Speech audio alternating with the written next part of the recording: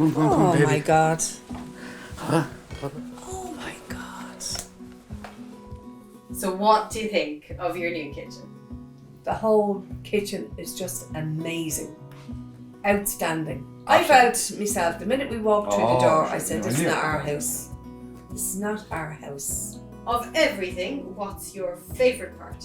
Oh, the counter, the cooker, the presses, everything. I can see everything now. Before, I'd have to get the stool or the chair. And then we have our new fridge. Can't believe it. Can't believe it, oh yeah. The New fridge cooker. fit up with it. So your old kitchen only had one food press. What do you think of all the storage now? Can't get over the amount of presses you can actually put into a small kitchen. And the fact that you can actually pull out underneath and everything is there that you need. You're not going in the press and saying, oh, where's that?